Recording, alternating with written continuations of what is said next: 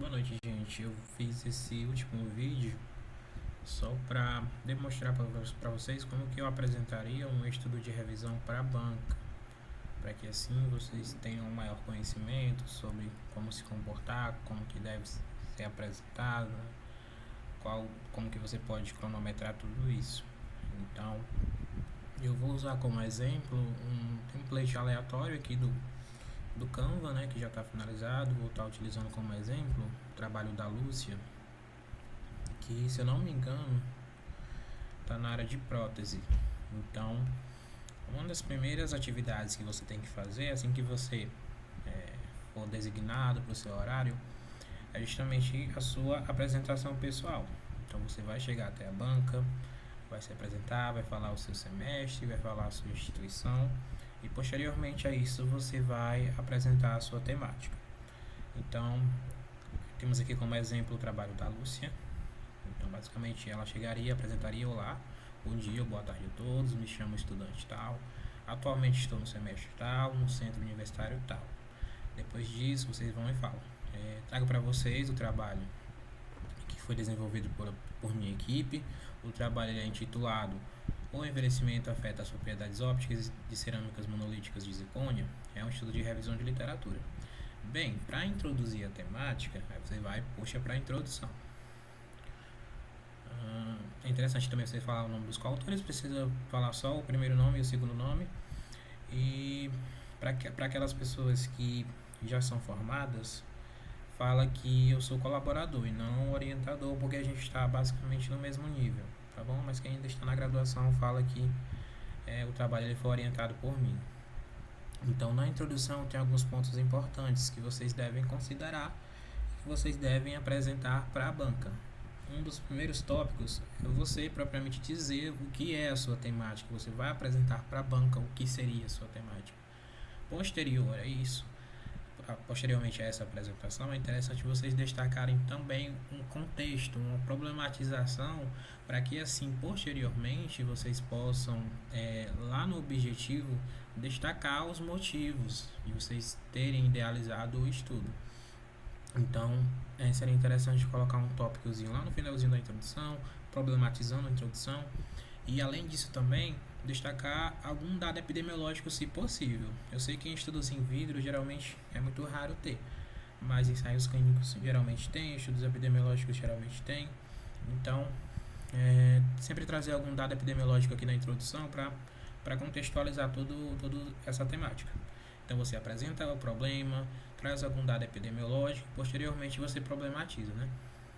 Por exemplo, você pode falar assim: diante disso, sabe-se que a literatura científica apresenta dados conflitantes ou então dados escassos, e por conta disso resolvemos elaborar o presente estudo, que tem como objetivo, aí você vai e fala o objetivo do seu estudo, no caso que ela colocou: sumarizar evidências sobre a influência do envelhecimento hidrotérmico nas propriedades ópticas de cerâmicas monolíticas de zircônia.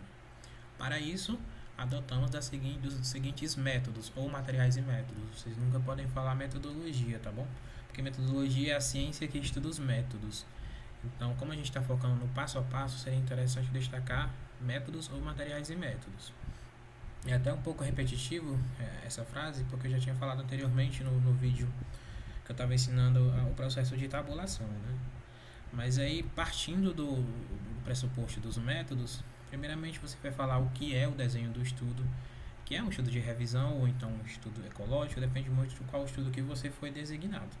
Mas você chega para a banca, diante disso, para suprir esse objetivo, adotamos do seguinte método: trata-se de uma revisão integrativa. Essa revisão integrativa ela foi seguida de acordo com o proposto metodológico descrito por Souza, Silva e Carvalho. Esse estudo eu já mandei para vocês fazerem uma leitura no ano 2010, sendo que inicialmente a pergunta de partida idealizada para a busca na literatura foi a seguinte. Aí vocês vão ler a pergunta de partida. E essa pergunta de partida ela foi idealizada com base no acrônimo, geralmente o acrônimo PICO, né? Que é População, Intervenção, Controle e Outcomes, que seriam os desfechos. Se vocês não colocaram isso ainda, é interessante destacar, assim como a Lúcia fez, porque aí fica bem mais refinada, bem mais delimitada a sua pergunta de partida. Então, posteriormente a essa pergunta de partida, Os estudos eles foram foi feita uma busca na literatura dos estudos, utilizando determinados descritores. Vocês podem estar falando desses descritores tanto em português quanto em inglês, depende muito da língua que vocês dominam. E para a localização desses estudos, adotamos algumas bases de dados. Por exemplo, a Lúcia aqui adotou a PubMed, então ela vai falar assim: adotamos a base de dados da PubMed, da Scopus, da Web of Science, da Lilacs. Essas bases elas foram interligadas por meio dos operadores booleanos AND e OR, que é aqui mais embaixo. E essa busca ela foi realizada em um determinado período. Aí você vai e fala o período que estava dentro do seu resumo. Como critérios de inclusão, a gente adotou os seguintes. Foram incluídos apenas estudos de corte retrospectivo e caso controle. Isso pode mudar, depende muito da temática que você foi designado, né? Foram incluídos também, em relação ao recorte temporal, estudos publicados somente nos últimos 10 anos, ou seja, de janeiro de 2015 a 1º de março de 2025. Isso também vai variar bastante, dependendo do resumo que você foi designado. Agora, os critérios de exclusão ele é bem mais comum para todo mundo, né? Para todos os estudos de revisão, porque geralmente a gente não inclui livros e capítulos de livro, outras revisões de literatura, estudos provenientes da literatura cinzenta, como por exemplo análises, teses e dissertações, ou também sem um tempo de acompanhamento. Além disso, toda essa fase de busca ela foi realizada em duas fases, como na fase 1, que foi realizada a análise dos títulos e dos resumos, posteriormente a leitura completa dos estudos que seriam incluídos posteriormente na análise final. É interessante destacar que todo esse processo de seleção ele ocorreu de maneiras cegas e de forma independente por dois autores, sem que nenhum dos dois soubesse o resultado dos estudos que foram tabulados antes da finalização de todo o processo. Caso tivesse alguma discordância entre os autores, um terceiro autor entraria, que seria o orientador, para que assim essa discordância ela fosse resolvida.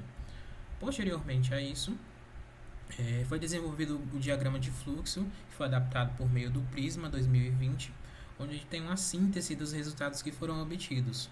Aqui no diagrama de fluxo, pessoal, é interessante, não precisa vocês falarem de um por um. É só importante destacar o quê? Que o total de registros que foram identificados, que no exemplo aqui da Lúcia foi 283, e no final o total de estudos que foram incluídos. E esses estudos que foram incluídos, eles devem constar na tabulação de vocês. No estudo aqui da Lúcia, ela incluiu 6 no final. Foi? Sim, 6 estudos no final. Então ela vai falar assim: com a busca, um total de 283 estudos foram identificados nas bases de dados que foram descritas previamente. Posteriormente a isso, foi feita a filtragem para que no final, com base nos critérios de inclusão e exclusão adotados, um número X de estudos foram incluídos, que no caso dela aqui foi 6. Esses 6 estudos, eles foram sintetizados por meio dos resultados e com base na síntese desses resultados, a gente fez a extração de algumas variáveis que a gente considerava importantes para que posteriormente a gente fizesse essa comparação. Essas variáveis foram o autor, o ano, o país, a amostra, o tempo de avaliação e o resultado. É interessante destacar aqui também que essas variáveis elas podem mudar bastante dependendo do estudo de vocês, né, gente? Então, aqui no da Lúcia ela selecionou essas variáveis, mas no de vocês pode variar também, porque eu acho que era um estudo em vidro, se eu não me engano.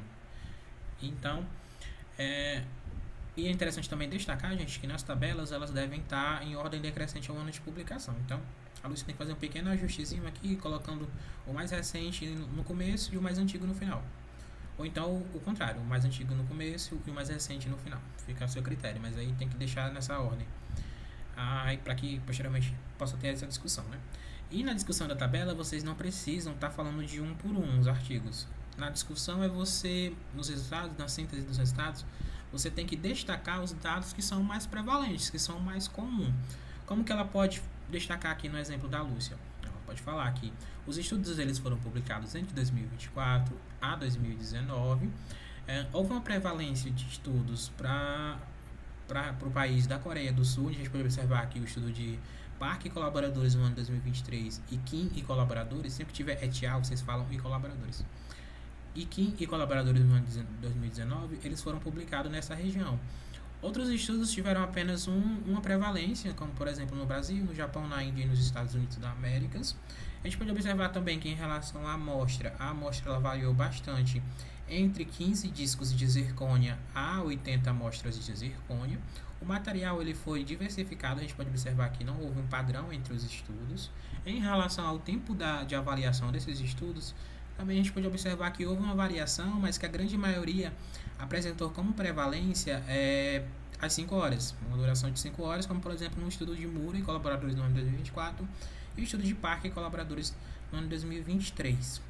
Então, dentre os principais resultados que a gente pode observar por meio da síntese desses estudos, é que a grande maioria dos estudos eles destacaram que houve uma influência direta desse material quando ele foi testado com algum tipo de material que alterasse a cor dessa resina.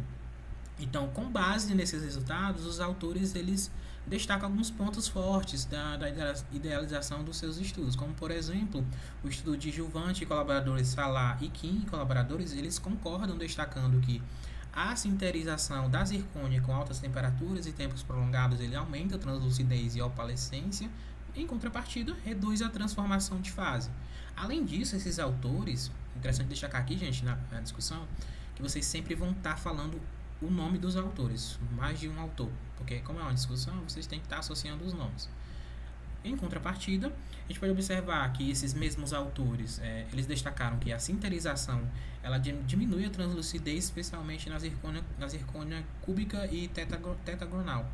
Diante de todos esses dados apresentados, a gente pode considerar que, a gente não pode falar com concluir, porque como vocês estão trabalhando com estudos de revisão, a gente nunca conclui nada, a gente trabalhou com dados secundários. Então, com base nesses dados, é possível considerar que o envelhecimento higrotérmico afeta essas propriedades ópticas da zircônia, que são essenciais para a aplicação no campo da odontologia. Em contrapartida, o estudo apresentou limitações, como, por exemplo, a variação, as propriedades do desvio da espessura e o envelhecimento, que exigem a compreensão de mais estudos dentro desse contexto, para que, assim, estudos clínicos eles possam ser idealizados e possam ser avaliados. Diante de todo esse contexto, agradeço a atenção de todos presentes, agradeço a atenção da banca e fico à disposição para eventuais questionamentos que possam aparecer. Muito obrigado. Então, gente, no finalzinho vocês sempre agradecem a banca, agradecem as pessoas que estão presentes, porque assim vocês vão ganhar um pontinho com a banca. Acredito que de maneira geral é isso, o tempo é relativamente curto, tentem aproveitar o máximo possível e nunca passar dos 10 minutos. Tenta ali chegar nos 9,5, né, 9,40, mas nunca é tão curto.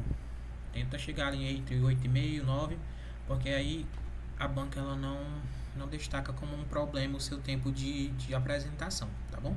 Mas de maneira geral é um trabalho bem tranquilo de fazer. Focar na metodologia, apresentar de maneira calma, de maneira devagar, né? Para que assim possa ser compreendido por todos que estão lá presentes. Sempre manter a postura na hora da apresentação, falar mesmo com um tom de autoridade, porque de todos que estão lá, você é o que tem um maior conhecimento sobre a temática que você está apresentando. Então, se tiver algum questionamento, vai ser um questionamento que você vai conseguir responder tranquilamente, tá bom? E se você não souber, você destaca para a banca. No momento eu não tenho conhecimento sobre isso, mas posteriormente eu posso estar pesquisando e posso estar retornando esse resultado para você. Então, se você não souber de uma resposta, não tem problema, tá bom? Mas sempre tente responder os questionamentos da banca, para que assim você não possa perder pontos.